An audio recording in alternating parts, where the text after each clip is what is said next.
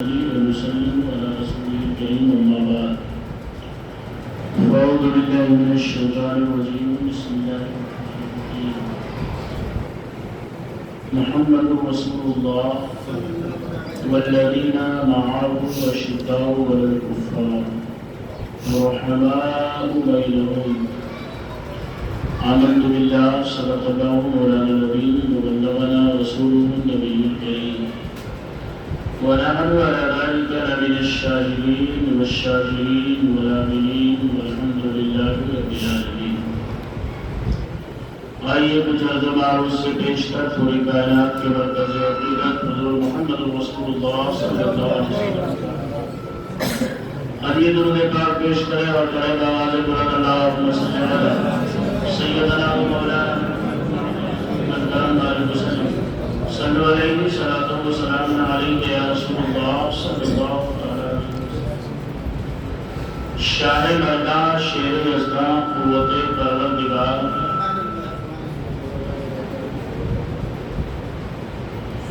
شاہ مرداں شیر یزداں قوت پروردگار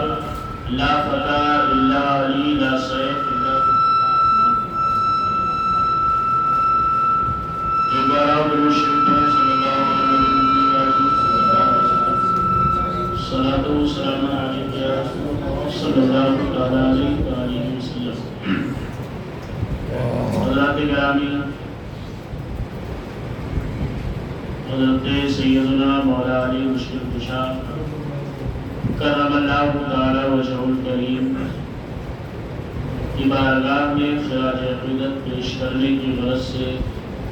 ہم اور آپ یہاں جمع ہوئے۔ نبی اکرم صلی اللہ علیہ وآلہ وسلم کی جو بھی ساتھی ہیں، آپ کے جو بھی صحابی ہیں، ہر صحابی لائق تعظیم ہے اور ہر صحابی رشد و ہدایت کا منبع و مرجع ہے۔ اللہ رب العزت نے انسانوں میں سے جس پر خصوصی فضل فرمایا اسے نبوت و رسالت کے لیے چنا،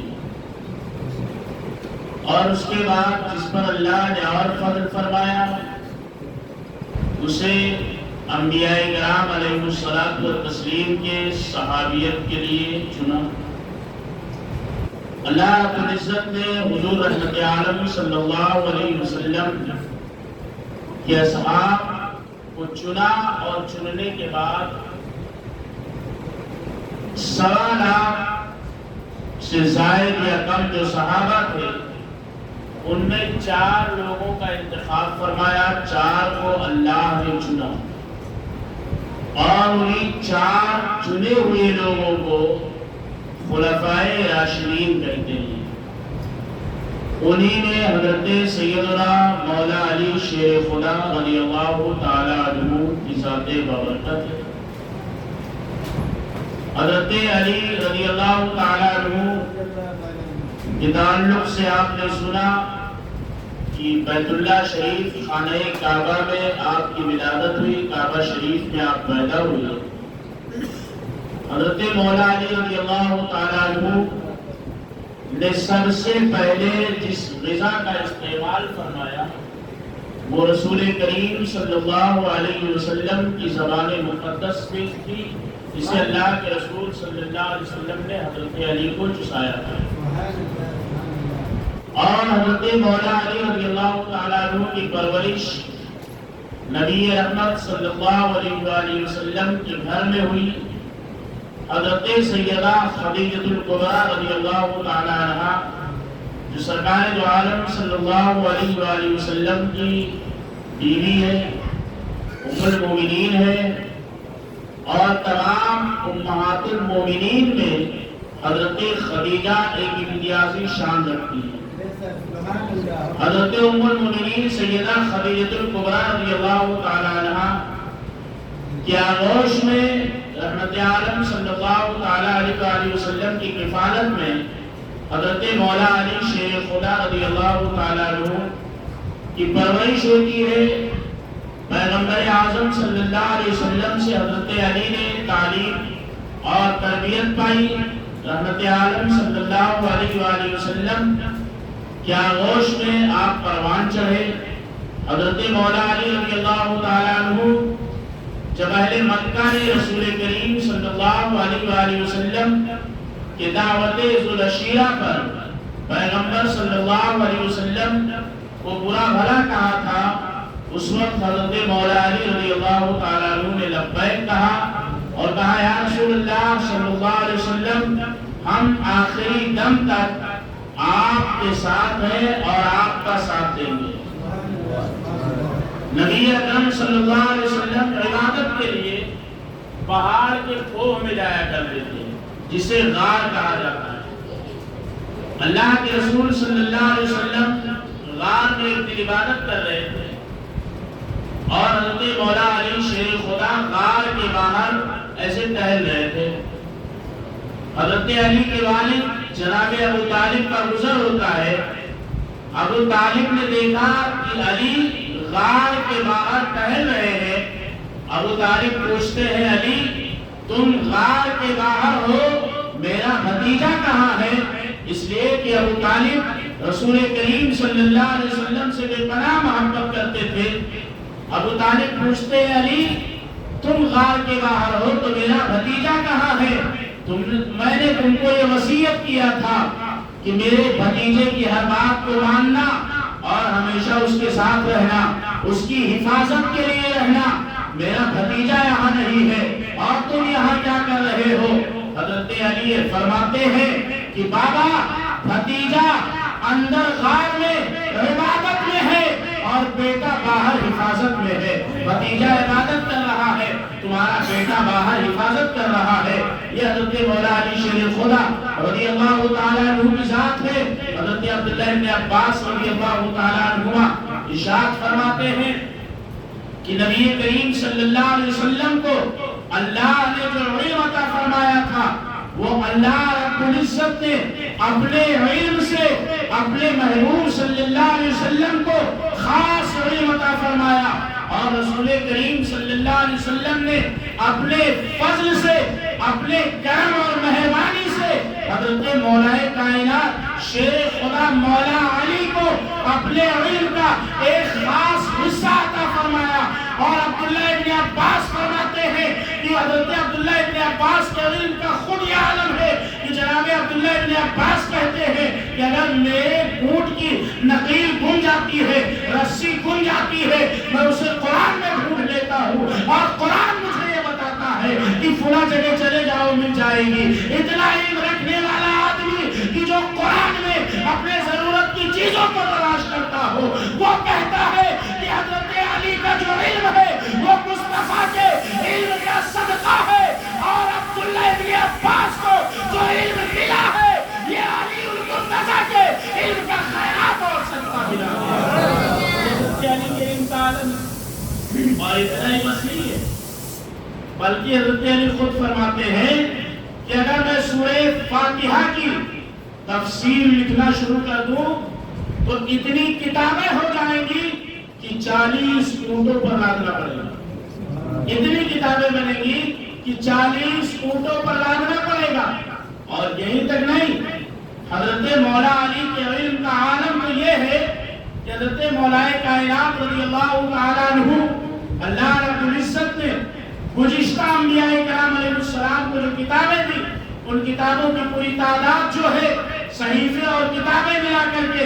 112 بنتی ہے۔ 112 میں سے 4 کتابیں ہیں جنہیں توریت، انجیل اور زبور قرآن مقدس کہا جاتا ہے۔ بقیہ 108 صحیفے اللہ نے مختلف انبیاء کرام علیہ السلام کو دے کر کے مبعوث فرمایا، اور ایک زمانے میں ایک ساتھ میں کئی انبیاء ہوتے تھے، وہ ایک ہی صحیفے پر سب عمل کرتے تھے، ایک ہی کتاب پر سب عمل کرتے تھے۔ ان 4 کتابیں جو اللہ نے پڑھی ہے، جن کو انبیاء پر نازل کیا ہے، ان کے علاوہ 108 صحیفے اللہ نے اتارے ہیں۔ حضرت علی فرماتے ہیں 108 صحیفوں میں جو اللہ رب العزت نے علم رکھا تھا وہ تمام کا تمام علم جو ہے وہ ان 3 کتابوں میں سمٹ کر کے آ گیا ہے، جسے توریت کہا جاتا ہے، انجیل اور زبور کہا جاتا ہے، اور ان 3 کتابوں کا علم جو ہے وہ سمیٹ کر کے اللہ نے قرآن پاک میں رکھ دیا ہے، اور پورے قرآن کا علم جو ہے وہ اللہ نے سمیٹ کر کے سورہ یاسین میں رکھ دیا ہے، اور پورے سورہ یاسین کا علم اللہ نے سمیٹ کر کے سورہ فاتحہ میں رکھ دیا ہے، اور سورہ فاتحہ کا علم اللہ نے سمیٹ کر کے بسم اللہ میں رکھ دیا ہے، اور پورے بسم اللہ کا علم اللہ نے سمیٹ کر کے با میں رکھ دیا ہے، اور پورے با کا علم اللہ نے سمیٹ کر کے اس کے نیچے والے نقطے میں رکھ دیا ہے، اور فرماتے ہیں انا نقطہ، وہ نقطہ کوئی اور نہیں بلکہ میں علی ہوں، جو قرآن کا علم ہے وہ علی کے سینے میں مکمل طور سے موجود ہے۔ نبی فرماتے ہیں انا مدینۃ العلم وعلی بابها۔ نعرہ تکبیر، نعرہ رسالت، یا علی یا علی۔ آپ سوچیں ذرا کتنا علم رہا ہوگا، اور اتنا ہی نہیں، حضرت علی خود فرماتے ہیں کہ اے مدینے والوں، اے کوفہ والوں سنو، میرے بعد کوئی ایسا نہیں ہوگا کہ جو تمہیں یہ بتائے کہ مجھ سے جو پوچھنا ہے وہ پوچھ لو، تمہیں مجھ سے جو پوچھنا ہے وہ پوچھ لو۔ فرماتے قرآن میں یہ بھی جانتا ہوں کہ کون سی آیت زمین کے کس حصے پر نازل ہوئی ہے، کون سی آیت پہاڑ پر نازل ہوئی ہے، کون سی آیت ریت پر نازل ہوئی ہے،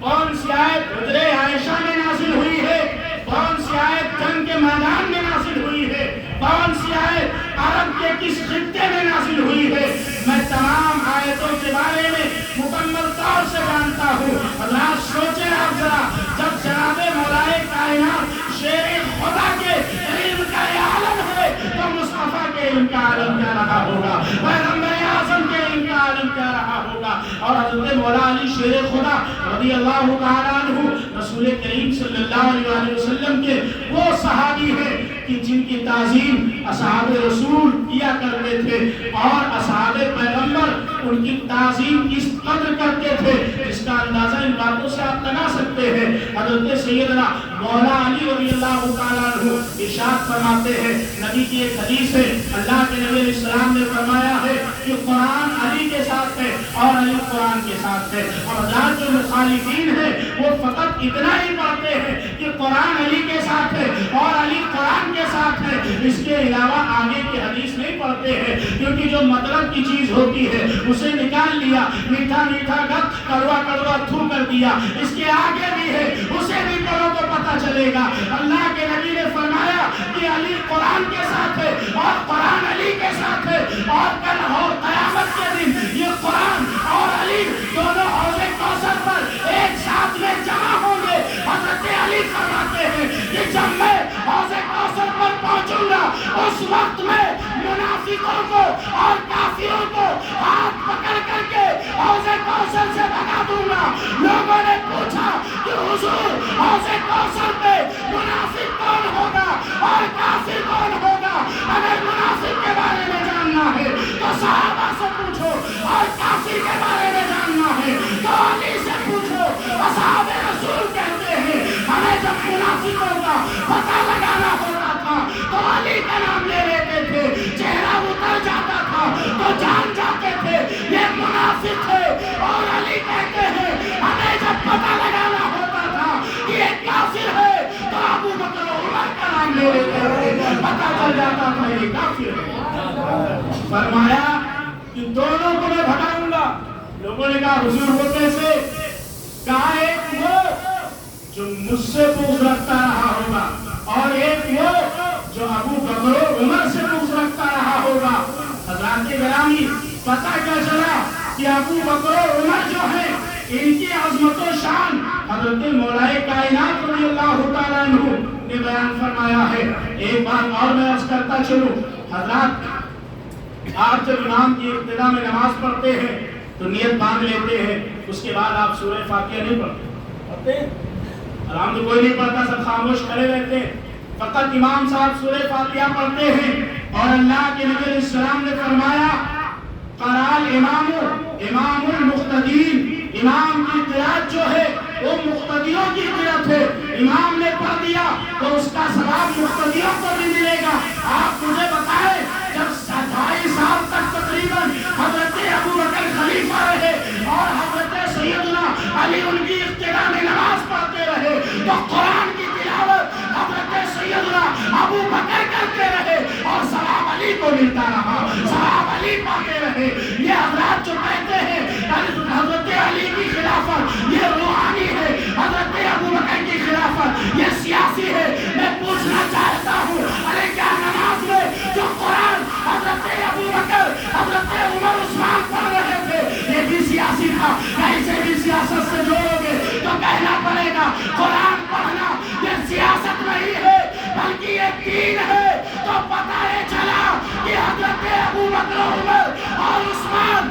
یہ قرآن کو پڑھے اور حضرت علی بغیر بڑے ثواب کماتے ہیں۔ حضرت مولا کائنات کی زندگی کو آپ دیکھیں گے تو اصحاب پیغمبر کی زندگی سے خالی نہیں ہے۔ حضرت عمر فاروق اعظم منبر پہ بیٹھے تھے، واقعہ بہت مشہور ہے، خطبہ دے رہے تھے اور اچانک ارشاد فرمایا یا ساریۃ الجبل، اے ساریہ پہاڑ کی طرف دیکھو۔ حضرت علی کے بغل میں ایک آدمی بیٹھا تھا، اس نے حضرت علی کو ایسے ہاتھ مارا اور کہا عمر کیا کہہ رہے ہیں؟ ساریہ یہاں سے 15 میل دور پہ جنگ لڑ رہا ہے اور یہ مسجد نبوی میں بیٹھ کر کے کہہ رہے یا ساریۃ الجبل، ساریہ پہاڑ کی طرف دیکھو۔ یہ کیا کہہ رہے دوران خطبہ؟ حضرت مولا کائنات نے اس کے منہ پہ ہاتھ رکھا اور ارشاد فرمایا ارے نادان، عمر کو تو نہیں جانتا ہے بلکہ عمر کو علی جانتا ہے کہ عمر جو کہتا ہے عمر کے زبان پر اللہ رب العزت کے حبیب کی زبان ہوا کرتی ہے، بولتا عمر ہے لیکن کلام مصطفیٰ کا ہوا کرتا ہے۔ اصحاب کو جاننا ہے تو حضرت علی سے جانو، علی کو جاننا ہے تو اصحاب نبی سے جانو۔ اگر دونوں کو جدا جدا کرو گے تو ایک کو ہی نہیں جان پاؤ گے، اس لیے ضروری ہے کہ دونوں کو ملاؤ تاکہ یہ پتہ چلے کہ حضرت علی کی عظمت کیا ہے اور یہ پتہ چلے کہ صحابہ رسول کی عظمت کیا ہے۔ حضرت سیدنا عمر فاروق اعظم رضی اللہ تعالیٰ عنہ جب آپ خلیفہ بنے منبر پہ ایک دن کھڑے ہوئے اور ارشاد فرماتے ہیں لوگوں سنو، حضرت عمر جانتے تھے کہ مدینہ طیبہ اور اس کے گرد و نواح میں صرف نہیں بلکہ قیصر و کسریٰ اور بڑی بڑی سلطنتیں میرے نام سے کانپتی ہیں، میرے نام سے تھراتی ہیں۔ حضرت عمر فرماتے لوگوں ایک بات بتاؤ، اگر میں عمر کوئی ایسی چیز تمہیں بتاؤں جو خلاف شریعت ہو، جس کا وجود نہ ہو، جو حدیث میں بھی نہ ہو، قرآن میں بھی نہ ہو اور تمہارا اتفاق بھی اس پر نہ ہو تو تم کیا کرو گے میرے ساتھ؟ کیا اس پر عمل کرو گے یا چھوڑ دو گے؟ پورے مسجد پہ سناٹا چھا جاتا ہے، سارے لوگ خاموش ہیں۔ حضرت علی اٹھ کر کے کھڑے ہوئے اور ارشاد فرماتے یا امیر المومنین اگر آپ نے ایسا کیا تو ہم پہلے تو آپ کو توبہ کی تلقین کریں گے کہ آپ توبہ کر لیجئے۔ حضرت عمر فرماتے ہیں اگر میں نے توبہ نہ کیا تو حضرت علی کہتے ہیں اگر آپ نے توبہ نہ کیا تو آپ کے اس گردن کو علی بن ابی طالب اڑا دے گا جس گردن میں 2 آنکھیں موجود ہیں۔ حضرت علی فرماتے ہیں، حضرت عمر فرماتے ہیں اے لوگوں جب تک علی جیسا بہادر اس امت میں موجود رہے گا اس وقت تک دین میں کوئی عمر بدل نہیں کر سکتا ہے، کوئی انٹرفیئر نہیں کر سکتا۔ اور یہی وجہ تھی حضرت مولا کائنات رضی اللہ تعالیٰ عنہ کسی بھی محاذ پر کسی سے ڈرے نہیں اور ہر موڑ پر نبی اکرم صلی اللہ علیہ وسلم کے فرمان کے مطابق آپ کھڑے رہتے تھے۔ اللہ کے رسول صلی اللہ علیہ وسلم نے حضرت مولا علی شیر خدا کو اپنے کندھے پر بٹھایا تھا۔ خانہ کعبہ میں جب سرکار بت توڑ رہے تھے تو کندھے پہ بٹھایا۔ یہ نبی کا کرم ہے کہ کسی کو کندھے پہ بٹھا کے مقام عطا کر دیتے ہیں اور کسی کے کندھے پر خود بیٹھ جاتے ہیں اور مقام عطا کر دیتے ہیں۔ حضرت ابوبکر صدیق جب خلیفہ بنتے ایک دن مسجد نبوی شریف میں پورے اہل مکہ کو پورے اہل مدینہ کو آپ نے جمع کیا اور ارشاد فرماتے لوگوں ایک بات بتاؤ کہ اللہ کے نبی علیہ السلام نے کسی آدمی سے کوئی ایسا وعدہ کیا ہو کہ میں اس کام کو پورا کروں گا اور وہ وعدہ ابھی تک پورا نہ ہوا ہو، سرکار حیات ظاہری سے تشریف لے گئے ہو، پورے مسجد میں سناٹا ہے، ایک آدمی اٹھ کر کے کھڑا ہوتا ہے اور کہتا ہے یا امیر المومنین، یا خلیفہ رسول اللہ صلی اللہ علیہ وسلم، نبی نے مجھ سے ایک وعدہ کیا تھا اور سرکار کا وصال ہو گیا۔ حضرت ابوبکر صدیق فرماتے ہیں بتاؤ کون سا وعدہ ہے؟ اس نے کہا حضور اللہ کے نبی علیہ السلام نے مجھے 3 وزن کر کے برتن جو ہوتا تھا وزن کرنے والا، اس برتن سے وزن کر کے 3 مدھ کھجوریں دینے کا وعدہ کیا تھا اور سرکار کا وصال ہو چکا ہے۔ حضرت ابوبکر صدیق فرماتے ہیں علی بن ابی طالب کو بلایا جائے۔ حضرت مولا کائنات تشریف لائے، اللہ کے نبی علیہ السلام تسلیم کے خلیفہ حضرت ابوبکر صدیق فرماتے ہیں علی یہ صاحب وزن کرنے والا پیمانہ ہے، اسے اٹھاؤ اور اس کو 3 مدھ کھجوریں اٹھا کر کے آپ دے دو۔ حضرت مولا کائنات نے اٹھایا اور نکالا، 3 مدھ کھجوریں اسے دے دیا۔ حضرت مولا کائنات سے حضرت سیدنا ابوبکر صدیق فرماتے ہیں کہ بتاؤ ایک مدھ میں کتنی کھجوریں آئی؟ حضرت علی فرماتے ہیں سرکار ایک مرتبہ میں 60 کھجوریں آئی۔ حضرات آپ مجھے ایک بات بتائیں، مسجد پوری کھچا کھچ بھری ہوئی ہے، فقط علی کو حضرت ابوبکر نے گھر سے بلا کر کے کیوں کہا کیا آپ کھجوریں اسے دے دیجئے؟ کسی اور سے کہہ دیتے، بلال سے کہہ دیتے، عثمان طلحہ زبیر سے کہہ دیتے، علی کو کیوں بلایا؟ حضرت علی نے جیسے کہا کہ 60 کھجوریں تھی، حضرت ابوبکر فرماتے ہیں صدق رسول اللہ صلی اللہ علیہ وسلم، اللہ کے رسول نے سچ کہا تھا ہجرت کی رات میں کہ ابوبکر میرا دینا یہ علی کا دینا ہے اور علی کا دینا یہ میرا دینا ہے۔ گویا کی سخاوت میں حضرت علی مصطفیٰ کے پرتو نظر آتے ہیں۔ نعرہ تکبیر، نعرہ رسالت، ایک نعرہ حیدری۔ فرمایا علی تمہارا دینا یہ نبی کا دینا ہے اور نبی کا دینا یہ تمہارا دینا ہے۔ اور میرے آقا صلی اللہ علیہ وسلم نے ارشاد فرمایا تھا علی تمہاری مثال میرے ساتھ ایسے ہے جیسے حضرت ہارون کی مثال حضرت موسیٰ علیہ السلام کی مثال، من منزلت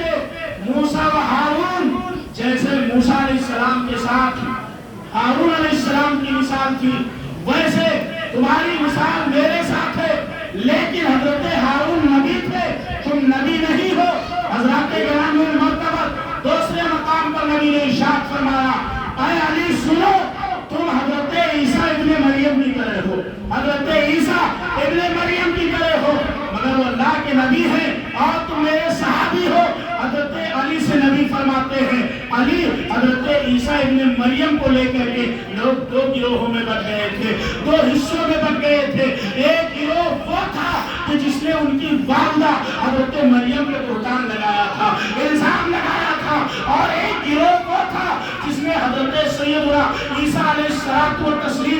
خدا کا بیٹا تسلیم کر لیا تھا، لہذا وہ دونوں گروہ گمراہ ہو گئے۔ اے علی سنو تمہارے معاملے میں بھی 2 گروہ ہوں گے، ایک وہ گروہ ہوگا جو تم سے اتنا پوچھ رکھے گا کہ تمہارے مقام کو گھٹائے گا، تمہارے مرتبے کو گھٹائے گا، اور ایک وہ گروہ ہوگا جو تم سے اتنی محبت کرے گا کہ کبھی تمہیں خدا کے برابر کرے گا، کبھی تمہیں رسول سے بلند کر دے گا، کبھی خدا سے بڑا کر دے گا۔ اے علی یہ دونوں گروہ گمراہ ہو جائیں گے، بتائے چلا نہ رافضی صحیح راستے پر، نہ خارجی صحیح راستے پر، نہ ناصری صحیح راستے پر، صحیح راستے پر جو ہے اسے اہل سنت والجماعت کہا جاتا ہے۔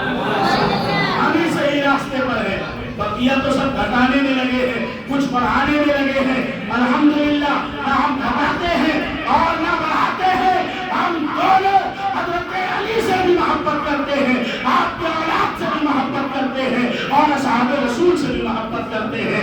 حضرات کرام المرتبہ آخری بات عرض کرتا چلوں، حضرت مولا کائنات کی عظمت و شان آپ دیکھیں، اور جب قیامت کا میدان ہوگا اور سب لوگ جنت میں جانے لگیں گے، ہر آدمی کی خواہش ہے کہ جنت میں جائیں، سب جنت میں جانے لگیں گے، جنت عرض کرے گی میرے پروردگار تو نے مجھ سے فرمایا تھا کہ میرا جو پلر ہے جنت کا اسے تم مضبوط کرے گا، اے مولا ابھی تم نے مضبوط نہیں کیا، اللہ تعالیٰ ارشاد فرمائے گا اے جنت سن، میں نے تجھے 4 پلر دیے ہیں، ایک کا نام ابو بکر ہے، ایک کا عمر ہے، ایک کا عثمان ہے اور ایک کا علی ہے، اللہ فرمائے گا اے جنت میں نے تجھے یہ 4 مضبوط پلر دے دیا ہے، ان 4 پلر پر تو ہمیشہ ٹکی رہے گی، پتہ چلا ایمان کو قائم رکھنا ہے تو انہی 4 کی ضرورت ہے، اور مرنے کے بعد جنت میں جانا ہے تو انہی 4 کی ضرورت ہے، اگر 4 میں سے ایک بھی پلر گر جاتا ہے